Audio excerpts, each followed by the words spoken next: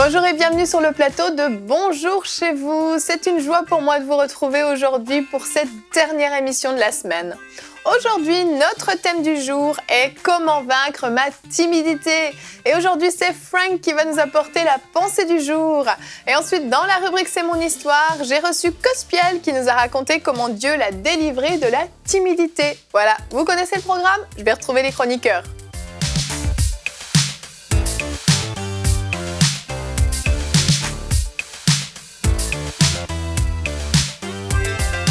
Bonjour à tous. Bonjour Evelyne. Bonjour Evelyne. Ça va bien? Très bien toi aussi? Oui, ça va très bien. Qu'est-ce qui se passe? Non, c'est Frank qui nous a fait la tête du timide. La tête du timide, fais-nous la tête du timide. J'ai fait ça un peu comme ça. C'est bon, c'est très bon. Je sais pas si c'était comme ça, c'était à peu près de même. Ça ressemble, ça ressemble, okay. Effectivement. Si vous vous êtes reconnu dans la tête de Frank, c'est que vous êtes concerné par cette émission. Non, plus sérieusement, aujourd'hui, on va parler d'un vrai problème qui est un handicap même, on peut dire un handicap social, c'est la timidité. Et puis ça touche quand même beaucoup de personnes, alors à plus ou moins haut niveau, mais c'est quelque chose qui peut nous suivre depuis notre enfance et puis malheureusement qui peut nous accompagner jusque dans l'âge adulte. Et là, on est limité dans tout. Un entretien d'embauche devient un cauchemar éveillé, une réunion de famille ou une invitation à un souper d'entreprise ou quoi que ce soit, une fête d'entreprise pour parler en bon français. Souper, c'est québécois. Et tout devient compliqué, tout contact social devient compliqué. Et on va voir aujourd'hui qu'on peut en être entièrement délivré et puis avoir une vie qui devient complètement différente et libre. Frank, tu nous en parles dans la pensée du jour.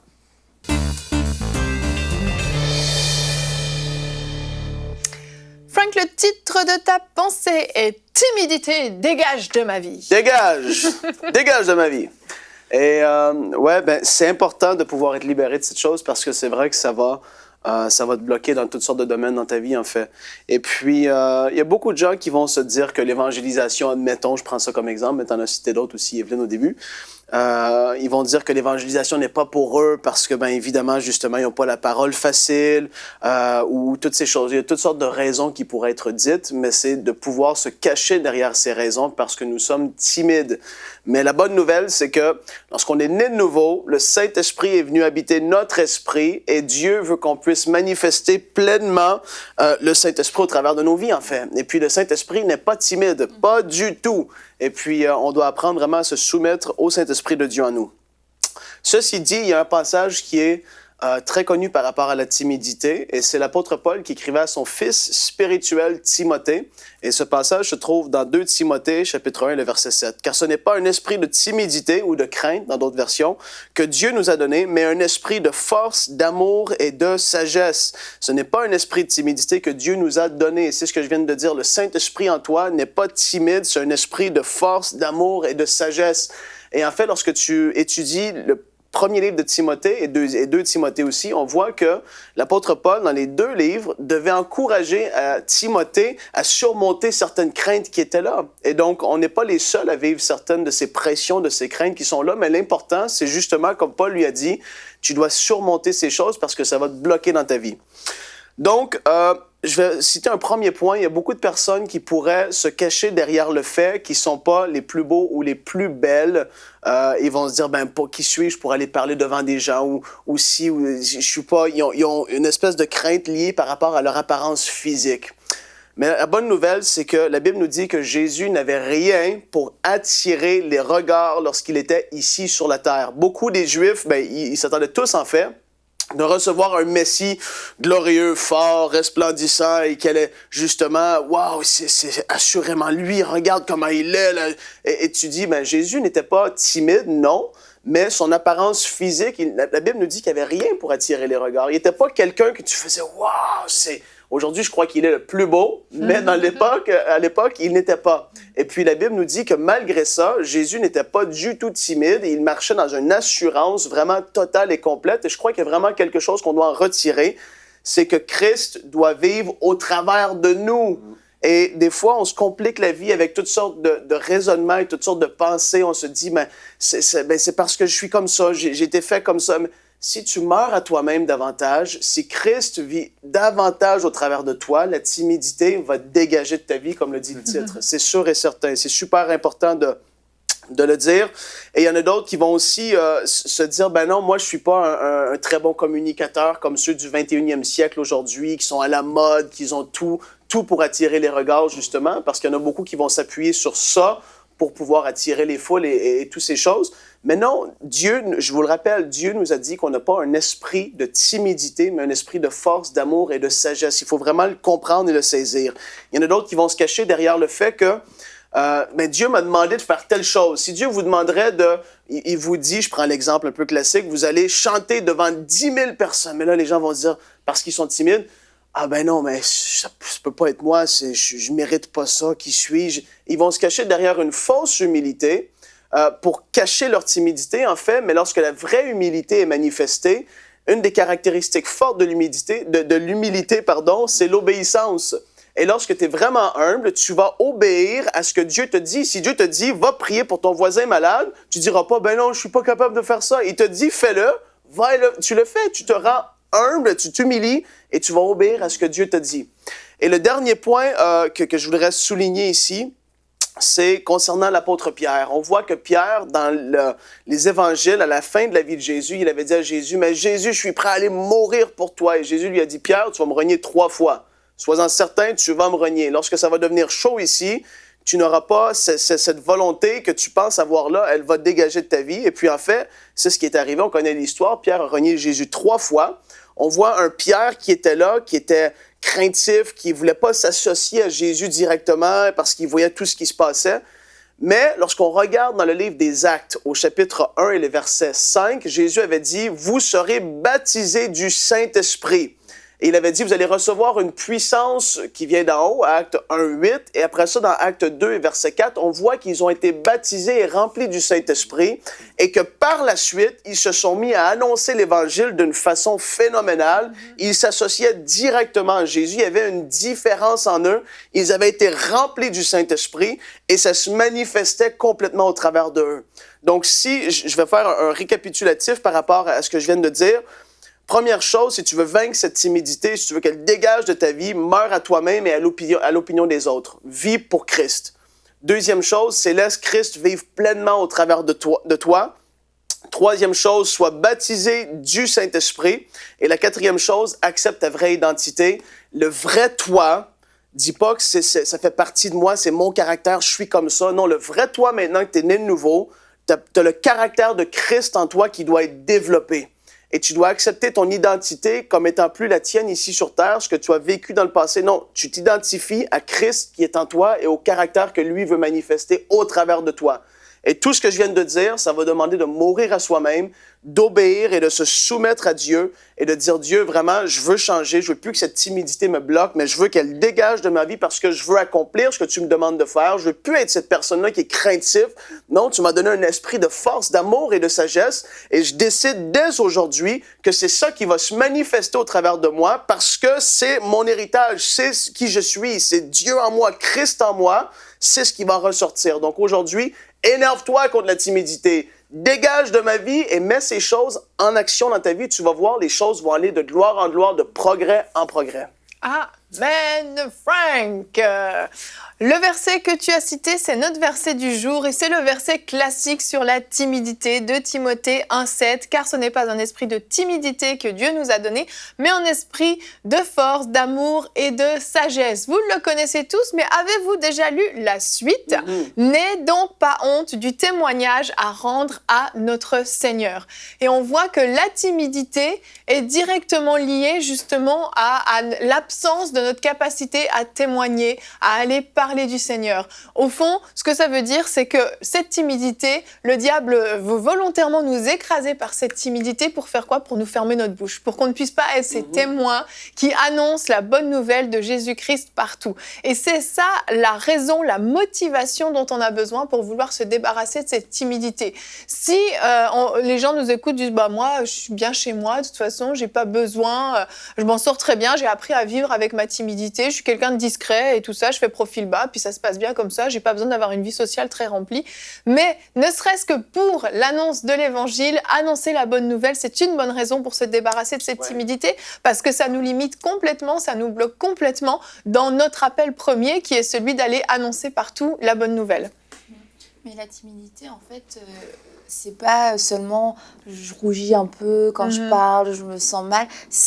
En fait, c'est de la peur. Oui. Et c'est l'esprit de timidité, c'est un esprit de peur. Et ça peut être différentes choses. Peur des gens, peur de déplaire, peur d'être attaqué, peur de ceci, peur de cela, peur d'échouer.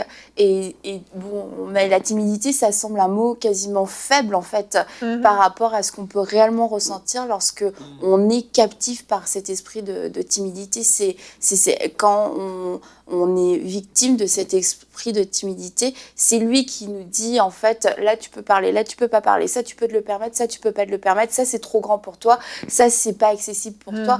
Et en fait ça nous limite beaucoup. Et je veux vraiment dire, c'est pas juste le fait de j'aime pas trop parler en public, ça va vraiment au-delà de ça. C'est un esprit de peur qui nous limite dans nos choix, dans nos paroles et dans notre obéissance aussi envers le Seigneur. D'accord. Gwen, toi, tu nous disais, puisque tu ne veux pas parler, je vais te faire parler, tu nous disais hors antenne que toi, tu étais quelqu'un de super timide quand tu étais petit. On a du mal à l'imaginer. Je l'ai dit hors antenne. Justement. Oui, c'est ça, quand j'étais plus petit. Parce que c'est tout le contraire, en fait, aujourd'hui. Aujourd'hui, c'est tout le contraire. Même des fois, je devrais être un peu plus... Non, mais c'est vrai que quand j'étais petit, je ne serais jamais allé vers qui que ce soit, en fait. Je voyais toujours les autres comme une montagne, comme... je sais pas, comme si j'allais être rejeté, et puis j'allais jamais pouvoir créer le pont, mais vraiment c'est un esprit, là le verset qu'on lisait, c'est Dieu nous a pas donné cet esprit-là de timidité, il nous a donné un esprit de force, d'amour, de sagesse, mais ça c'est un esprit qui nous tient en dehors des plans de Dieu. Et moi j'aime ce que dit Annabelle, c'est que des fois on en fait quelque chose de bénin, et puis même des fois de la timidité, c'est même un peu mignon.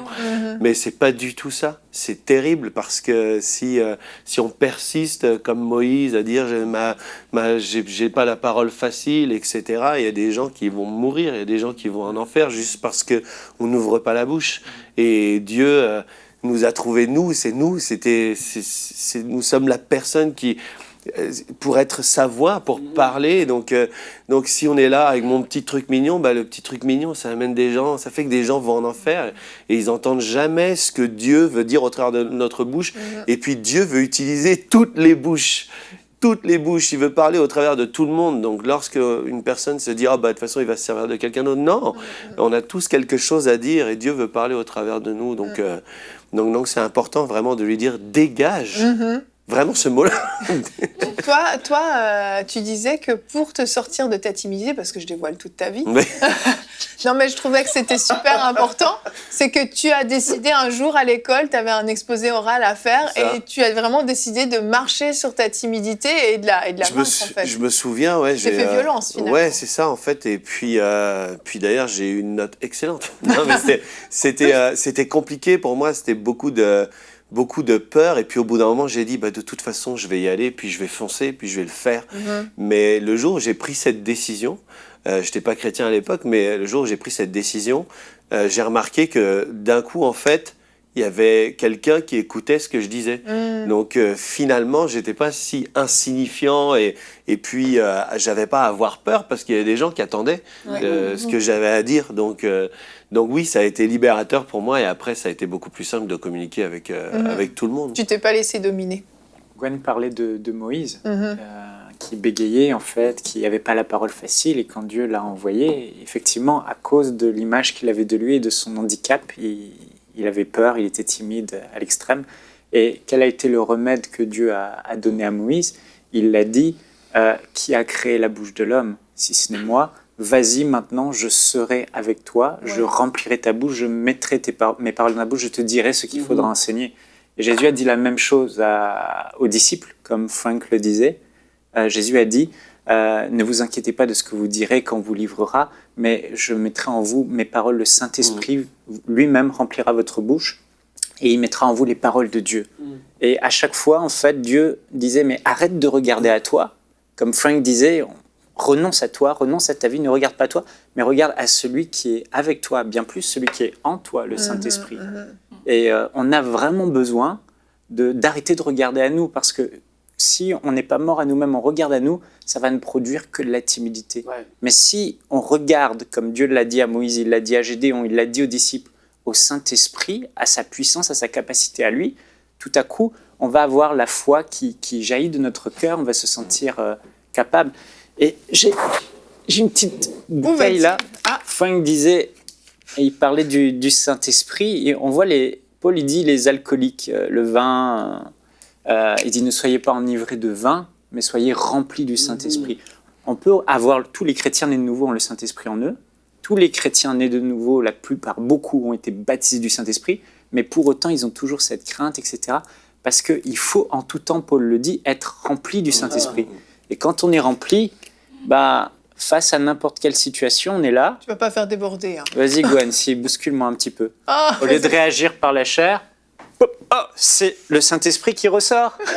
C'est la vie de Dieu qui sort parce qu'on est rempli. Allez, dis-moi une parole mauvaise. Allez, critique-moi un petit peu. C'est bon, critique-le pas. C'est bon, c'est une belle illustration. Tout ça pour dire que c'est quand on est rempli, c'est la vie de Dieu qui déborde et plus nous. Oh mince! Ça déborde. C'est l'onction, chérie, c'est l'onction. Ça a l'air surpris en plus. Bref, on a besoin d'être rempli parce que quand on est rempli, peu importe ce qu'on vit, comme les gens ivres. Moi, j'ai aimé ce que disait Frank. Il disait que. Non, mais dis que t'as aimé ce que Michael a dit. Non, mais ça, c'est très puissant. Ça, maintenant, je vais le faire partout. D'ailleurs, regarde la bouteille. Non, mais ce qu'il disait, c'est que l'humilité, c'est l'obéissance. Et Dieu cherche des gens qui sont obéissants. Et lorsqu'on parlait de Moïse, il va dire, et Moïse ne veut pas parler, et Dieu va lui dire, mais n'y a-t-il pas à Aaron, le Lévite, lui, il parlera facilement. Et c'était pas le critère que Dieu cherchait. Il cherchait pas quelqu'un qui parle facilement. Aaron, c'était juste une personne qui allait suppléer, mais au départ, il cherchait l'homme le plus humble de la terre. Donc, il cherchait Moïse pour parler. Exactement. Quelqu'un qui obéirait, tout simplement. Oh, t'es mignonne. Bah oui, t'es trop mignonne. Avec les mains dans le dos, toi aussi, tu caches quelque chose dans ton dos. Et moi, c'est une épée. C'est que comment vaincre ma timidité, une des choses qu'on peut faire en plus de tous les points que tu as donnés, en fait ça en fait partie, c'est tout simplement de s'exposer à une situation. D'habitude on refuse, on va nous demander de faire quelque chose, un entretien d'embauche, t'as dit, une invitation quelquefois, juste une invitation d'aller boire un café avec quelqu'un, d'aller manger chez quelqu'un, on refuse, de faire les offrandes, faire la Sainte Seine, faire quelque chose qu'on va nous demander, et c'est de dire oui, même si y a les entrailles qui se déchirent de partout, etc., qu'on est malade avant d'y aller, peu importe, en fait, un des moyens de vaincre la timidité, c'est vraiment de la confronter, et de la confronter comme toi tu l'as fait, même à l'époque quand tu étais plus jeune, parce qu'il n'y a rien de tel pour vraiment lui dire non, j'ai reçu un esprit de force, de sagesse et d'amour. Amen. Et Evelyne, je vais continuer un peu. Il faut demander l'autorisation. Moi, j'ai demandé. Lorsque tu vas évangéliser, il est sérieux. Oui. Non, parce que c'est très important, je trouve. Lorsque tu vas évangéliser, ça ne sera pas toujours facile et agréable, même si j'ai, mettons, la parole facile. Quand tu es dans le monde et tu fais face à une situation, je fais juste le dire, ça ne sera pas toujours « Ah, c'est facile, il n'y a pas de timidité ». Non, tu vas devoir écraser ta chair. Et ça, c'est une décision que tu prends. Parce qu'il y en a qui vont penser que pour certains, c'est la chose la plus facile au monde, mais le matin, tu te lèves, puis tu vois quelqu'un dans la rue et tu sens que le Saint-Esprit te dit « Vas-y ». Tu n'as pas toujours envie, hein? C'est pas parce que tu as la parole facile que c'est plus facile que pour un autre. Tu dois écraser ta chair et dire « J'obéis, je me soumets et je ne veux pas plaire aux hommes, je veux plaire à toi, Dieu ». C'est ça que je voulais dire, Evelyne. Amen. Merci, Frank. On va voir maintenant le témoignage de Cospiel, qui, vous allez le voir, a énormément souffert de la timidité, mais Dieu l'en a délivré. On regarde ça dans la rubrique « C'est mon histoire ». Et on se retrouve pour la rubrique « C'est mon histoire ». Aujourd'hui, j'ai la joie de recevoir le frère Cospiel. Bonjour Cospiel. Bonjour Evelyne. Alors Cospiel, ton vrai nom, c'est Pierre. C'est ça. Pourquoi Cospiel avant de commencer? Eh ben, tout simplement parce que je l'ai reçu il y a quelques années de cela, avant même que je sois chrétien. Okay. On m'appelait Cospiel, c'était une sorte de surnom que j'ai voulu garder pour rester original, je sais pas. Donc ça n'a rien à voir avec gospel Non, ou... non. Voilà, Okay. c'est un pseudonyme et voilà, ça c'est resté depuis que j'ai 13 ans. Ah oui, ok, d'accord. C'est vraiment comme un surnom Ça va qu'on t'a bientôt faire donné. 10 ans qu'on m'appelle comme ça. Ouais. Ok, bon bah c'est parfait. Donc je vais continuer à t'appeler Cospiel. Moi je me disais, il y a peut-être un jeu de mots avec gospel. Non, même pas. J'étais Ouais. à côté de la plaque. C'est ça. Malheureusement, ça m'arrive souvent. Cospiel, aujourd'hui, tu viens nous raconter l'histoire de ton témoignage, comment vraiment Dieu t'a libéré d'une timidité maladive qui t'a accompagné toute ton enfance, ton adolescence et même au début de ta conversion. C'est ça. Alors j'étais quelqu'un de très timide, vraiment, mais dans un excès, vraiment j'étais champion du monde de la timidité. C'est-à-dire que je trouvais difficilement quelqu'un aussi timide que moi. Si j'en cherchais tout ça, j'étais toujours au-delà et j'arrivais pas à acheter du pain, j'arrivais pas à demander un conseil dans un magasin. J'étais vraiment ce genre de jeune où ma mère m'a déjà dit va acheter du pain, j'ai pas pu. T'as pas pu carrément. Je pouvais pas parce que la timidité était trop forte en fait. Ça me prenait la gorge, ça me prenait et je pouvais presque plus respirer et c'était terrible et en fait petit à petit j'ai voulu y travailler mais j'y arrivais pas, j'arrivais même plus à aller à l'école. En troisième j'ai dû louper peut-être 30 jours en une année d'école à cause de la timidité. À cause de ça, c'était terrible et j'étais presque en échec scolaire à cause de la timidité. C'est affreux. J'ai loupé mon brevet des collèges à cause de ça, donc c'était terrible. Et petit à petit, j'ai cherché à y travailler. J'avais pas d'amis à cause de ça. De 13 ans à 20 ans, j'ai pas eu trop d'amis. Je suis beaucoup resté enfermé à la maison, à jouer aux jeux vidéo. Je me souviens de cet été où j'avais eu 15 ans. J'avais passé juillet, août à jouer à la console. Enfermé chez toi dans le noir pendant qu'il faisait 30 degrés. C'est terrible. Mais toi, tu te sentais bien quand tu étais tout seul chez toi, en fait? Non, parce qu'en fait, au travers des jeux vidéo, je cherchais à vivre une vie que j'aimerais vivre en vrai. Je sais pas si vous connaissez ça. Ouais, c'est comme quand on regarde des séries ou des films, on est sur Netflix, sur différentes séries, et on se dit j'aimerais avoir la vie de ce personnage. Et puis on s'invente une vie finalement, en fait. On vit à travers le personnage. Voilà, et j'étais un jeune qui voulait avoir beaucoup de filles, beaucoup d'argent, beaucoup voyager. Pour moi, la réussite, c'était ça. Mais pour ça, il fallait sortir de chez toi. Voilà, c'est pourquoi j'ai commencé. Et j'ai commencé à aller en boîte de nuit. Je crois qu'on a quelques images ici. Oui, c'est ça. Où j'allais avec quelques amis et c'était terrible parce que je recherchais à être heureux et j'avais jamais réussi à guérir cette soif, à pouvoir boire réellement cette envie que j'avais. J'arrivais pas à pouvoir manger comme je voulais, je sais pas. J'avais cette recherche et en fait j'ai fait cette conclusion. Le cœur de l'homme a un vide en forme de Dieu. Si on essaye de le combler avec différentes sorties, différents amis, différentes copines, on va combler qu'une partie, mais le cœur de l'homme a un vide en forme de Dieu. Et petit à petit, en fait, je me suis enfoncé dans le péché, c'était de pire en pire. Et j'ai gagné un peu en assurance et ça m'a permis de pécher davantage. Ouais, c'est ça finalement. Et j'ai fait des soirées où voilà, j'ai pu fumer, j'ai pu avoir des copines et c'était de pire en pire. Et un jour, il y a des péchés qui coûtent cher. Donc, le jour où j'ai eu de l'argent, j'ai commencé à pêcher avec des péchés qui coûtaient cher. Donc, je suis parti en Thaïlande et je me suis amusé, tout ça. Et là, j'avais que 18 ans. Et en fait, en Thaïlande, je me suis mis sur un balcon et il y avait du tonnerre. Et on m'avait déjà un petit peu évangélisé, un peu parlé de Jésus au lycée. Et j'ai dit, bon, j'entendais le tonnerre. Et c'est comme si le tonnerre, je sais pas pourquoi, ça me faisait penser à la colère de Dieu. Je trouvais et je me disais mais waouh, Dieu il existe en fait et ma vie, je disais, excusez-moi pour l'expression, je disais ma vie est pourrie. Je parlais de ça et c'était vrai. Ouais, c'était vrai. Et en fait, je crois que je me suis un peu repenti ce jour-là. Et on m'avait déjà un peu parlé de Jésus. Alors là, on était au mois de décembre 2015. Alors j'ai décidé d'aller à l'église pour le Nouvel An.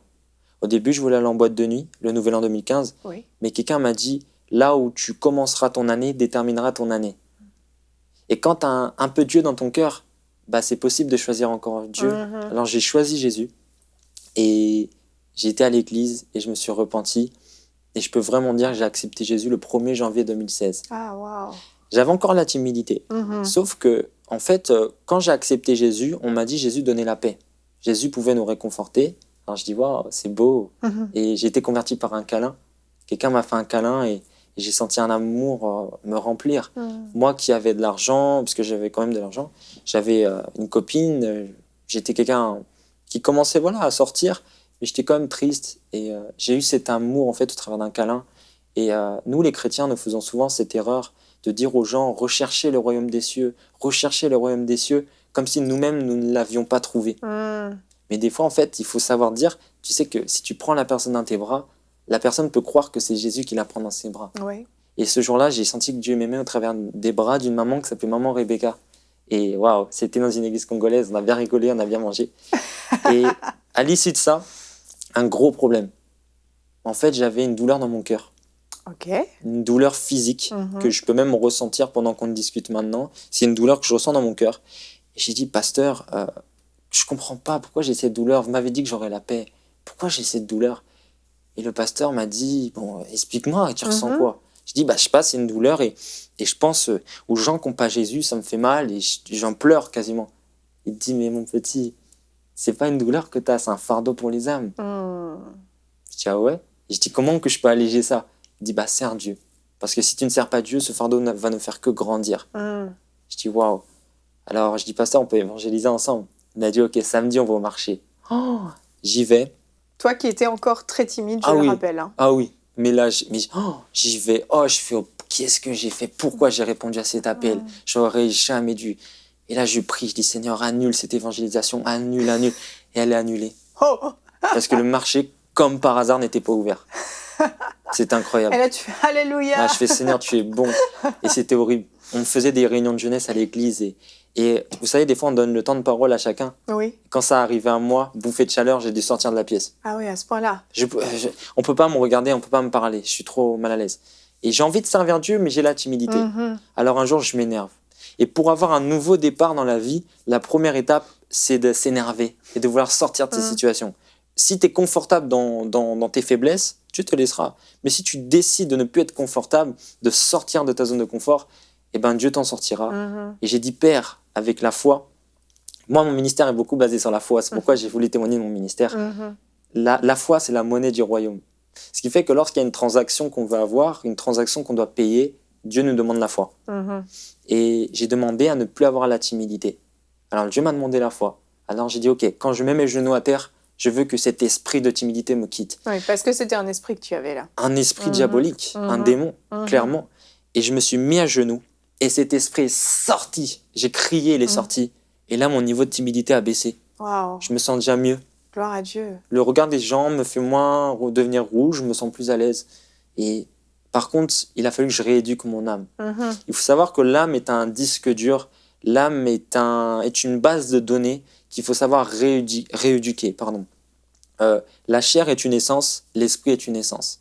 L'esprit, il va y avoir l'assurance, l'amour, la maîtrise de soi.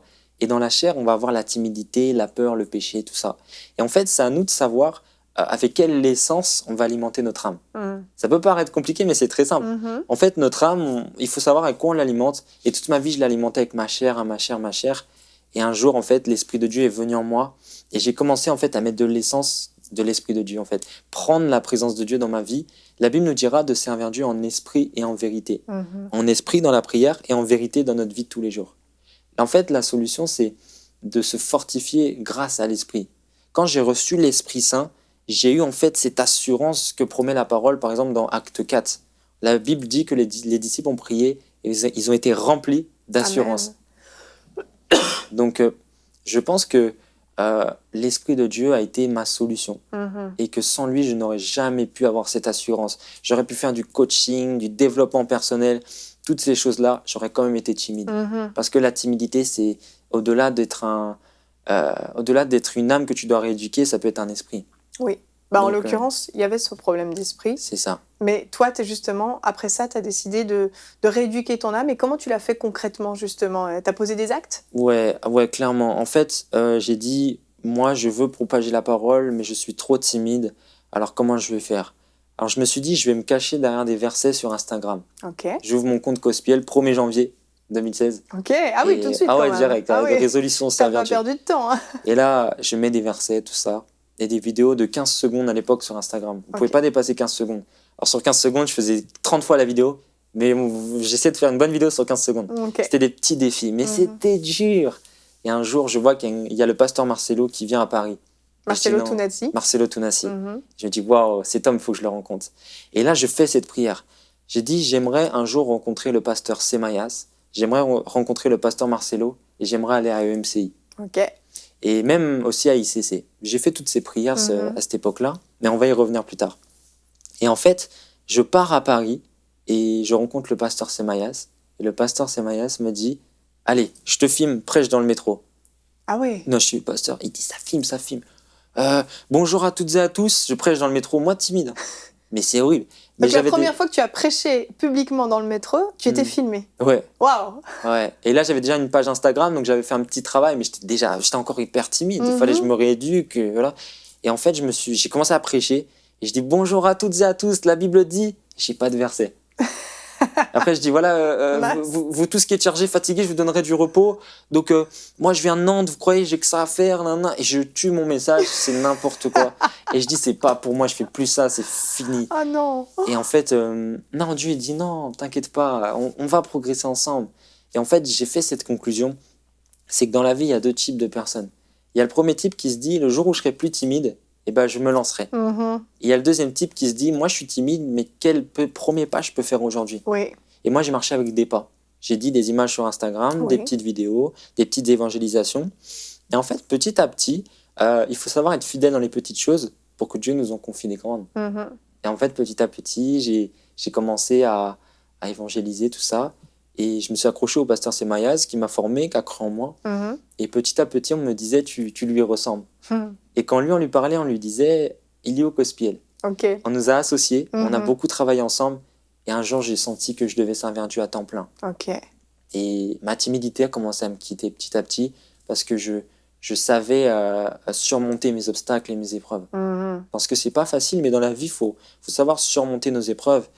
Et j'ai décidé, en fait, de mettre plus de foi et d'accélérer ma destinée. J'ai dit, moi, je crois que l'enlèvement est bientôt et je veux impacter ma génération, je veux impacter les âmes et j'avais un cœur disposé. C'est pour ça que tu as décidé de te filmer aussi quand tu évangélises et tout ça, parce qu'on peut se dire, pourquoi se filmer? Ouais, en fait, je me suis dit, comment je peux aller plus vite? Comment je peux gagner plus d'âmes? Comment je peux impacter plus vite ma nation? Parce que moi, je veux être le changement qu'on veut voir chez les autres. En fait, il faut être le changement qu'on veut voir chez les autres. Et je me suis dit, il n'y a pas de réveil en France, alors je serai le réveil en France. Et c'est important parce que la Bible dit, au commencement était. C'est pas au commencement fut prêché. Jésus était, Jésus est. Et en fait, il faut être. Il faut être notre prédication, il faut être le réveil, il faut être celui qu'on veut voir, il faut qu'on le soit. Et Jésus disait dans Jean 14,6, il dit dans sa parole, je suis le chemin, la vérité et la vie, nul ne va au Père qu'en passant par moi. Alors si Jésus était le chemin qui mène au Père, moi je m'efforce d'être le chemin qui mène à Jésus. Amen. En fait, il faut être l'image de Christ. Et j'ai décidé d'être ce changement. Alors je me suis surpassé, j'ai pas regardé à ma timidité, j'ai fait étape par étape. Et en fait, je pense que Dieu m'a surpris parce qu'il m'a élevé à cause de ma soif pour les âmes. Parce que Dieu ne regarde pas, et j'aimerais m'adresser à quelqu'un, Dieu ne regarde pas ta maturité spirituelle, Dieu regarde à ta soif. Parce que dans Jean, Jésus dira, si quelqu'un a soif, qu'il vienne à moi, et des fleuves d'eau vive couleront de son sein. Des fleuves d'eau vive, c'est l'œuvre du Saint-Esprit qui vient faire refleurir tout ce qui était fané. Si ton caractère est fané, si ta timidité est fanée, Dieu peut faire refleurir en fait. Il n'y a rien de trop mort que Dieu ne puisse ressusciter. Et Dieu a ressuscité ma destinée. L'homme que je devais être, il l'a réveillé. Et en fait, c'est pourquoi j'ai mis en marche ma foi. J'ai dit, ok, cette année, je sers Dieu à temps plein. Amen. Et là, j'avais un an de conversion. Ça faisait 12 mois que j'avais accepté Christ, vraiment. Ok, donc quand on dit à temps plein, je précise, c'est que tu as quitté ton travail. Donc plus aucun revenu. Et à ce moment-là, tu vis pas chez tes parents, tu n'as pas de rentrée financière autre. Non, j'ai un loyer à payer. Voilà. Et en fait, je me dis quoi? Moi, je ne doute pas en Dieu. Luc 1,37 nous dit « car rien n'est impossible à Dieu ». Alors je me dis... En fait, il faut savoir que tout le monde n'est pas appelé à temps plein. Ça, il faut le savoir. On est appelé à servir, mais pas tous à temps plein. L'homme qui est appelé à servir à temps plein est caractérisé par le fait qu'il n'a pas d'ambition professionnelle. il a ce fardeau quand il est au travail de tout quitter pour servir à Jésus. Et c'est pas un zèle de nouveau converti, c'est plus que ça. Ça dure dans le temps. Donc c'est pour ça, quand tu es jeune converti, ne quitte pas tout. Oui. Déjà, grandis en maturité. Et peut-être qu'en maturité, tu verras que tu peux impacter en étant banquier. C'est vrai. Donc c'est ça. C'est sûr. Dans un monde séculier, il y a certaines personnes qui travaillent à la défense, ils seront impactés seulement si tu travailles toi aussi à la défense. C'est vrai. sûr. Oui, il faut briller dans toutes les sphères de la société. Exactement. Tout à fait. Et donc toi, tu as décidé de te mettre à temps plein. Tu as tout quitté et Dieu a été fidèle. En fait, Dieu, il est au-delà de ce qu'on peut espérer. Amen. Il fait dans l'un peu plus. Quand Jésus nous dit, quand on te demande de faire 1 kilomètre, fais-en 10. Quand on te demande, voilà, ta robe, donne aussi ta tunique, il dira toujours, fais un peu plus. Oui. Parce que moi, je ferai toujours un peu plus avec toi. Amen. Tu me demanderas ça, mais moi, je ferai ça. Je ferai toujours plus. Mais en fait, moi, j'ai voulu servir Dieu à temps plein. Et j'ai dit, ok, Seigneur, je crois que tu es capable. J'ai demandé des signes, je les ai eus. J'ai servi Dieu à temps plein. Et je suis parti au Maroc. Je suis parti au Sénégal, 2 fois au Sénégal. Je suis parti aux Antilles peut-être 6 fois. Je précise pas pour des vacances, mais pour pour le prêcher la ministère. parole de Oui. Dieu. Pour prêcher, baptiser des gens, voilà, vraiment transmettre ce fardeau. Et en plus, transmettre le fardeau à l'Église. Oui. Parce que l'Église en C'est ça grec... ton cœur, en fait. Oui, l'Église en grec, c'est ecclésia, appelé en dehors. Et il faut transmettre ce fardeau. Et je suis allé transmettre. Et les gens me disent, mais pourquoi tu fais toujours le même pays? Pourquoi tu vas pas dans d'autres pays? Je dis, parce que j'ai allumé un feu, il faut que je l'alimente. Oui, ok. Donc c'est là aussi voilà. Et je payais tout de ma poche, toutes mes finances sont passées, tout ce que j'avais à l'époque, tout est passé dedans. Et là, j'avais des problèmes financiers. Je dis, Seigneur, comment je vais faire? Et Dieu m'a sauvé parce que j'ai fait une alliance avec lui financière. J'ai dit, Seigneur, je te donnerai davantage, mais j'ai besoin que ça rentre davantage. Et maintenant, Dieu m'a donné, alors je donne. Et on récolte ce qu'on sème. Alors, il faut savoir beaucoup semer. Si on voit que j'ai pu ne manquer de rien, derrière, j'ai beaucoup semé. Tout ce qu'on sème avec le Seigneur n'est pas perdu. Et là où c'est merveilleux, c'est que cette prière que j'avais faite, où je voulais aller à ICC, oui, au début de ta vie chrétienne, le pasteur Marcelo, aller à EMCI, moi, ce grand timide qui n'aurait jamais cru, qui est là devant sa console, qui est timide, tout ça, on aime sa photo, il tremble. C'est vrai. Et ben, Dieu m'a exaucé. Et je crois qu'on a des images où, en fait, j'ai pu rencontrer le pasteur Marcelo Tunasi. Il m'a invité à Kinshasa pour prêcher la parole de Dieu. Et c'est merveilleux parce que j'ai prêché dans toutes les églises de la compassion de Kinshasa. J'ai fait des évangélisations, des croisades qu'on peut voir sur cette image. Et c'est merveilleux parce que, en fait, Dieu n'appelle pas les qualifiés, mais Dieu qualifie ceux qu'il appelle. Et moi qui n'étais pas prêt, Dieu m'a rendu prêt, il m'a envoyé. Et on peut voir aussi sur ces images, j'étais au Trocadéro. À Paris. Ouais, il y avait plus de 1000 personnes. Wow. C'était il y a début août. En fait, j'ai reçu cette vision du Seigneur. Organise un mouvement d'évangélisation à Paris. Alors j'ai dit, bon, ok, dans 5 jours, Trocadéro, je fais une affiche, on arrive 1000 personnes. Wow. Grosse croisade avec le pasteur Semaya, c'était le feu. Et en fait, je crois que Dieu ne fait pas de favoritisme. S'il m'a utilisé, il pourra t'utiliser, toi qui regardes cette émission. Dieu ne fait pas de favoritisme, mais Dieu regarde à la foi et à la soif et à la disposition. Il faut savoir que pourquoi je fais ces choses-là, c'est pour encourager les autres et pour gagner des âmes. Ce n'est pas pour être vu. Et ça, il faut le comprendre. On fait ça vraiment dans la finalité pour que Christ soit mis en avant. Amen. On peut voir dans la parole de Dieu l'histoire de l'ânon, où Jésus est monté dessus et il est rentré à Jérusalem. On ne s'intéresse pas à l'ânon, on s'intéresse à Jésus. Et puis, j'ai même pu aller à ICC et apporter un séminaire. C'était merveilleux. J'étais invité par le pasteur Freddy et ils m'ont fait confiance. À 2 ans et demi de conversion, j'ai accompli tous mes rêves. Aujourd'hui, je suis à MCI. Et il est temps que tu en aies de nouveau, là.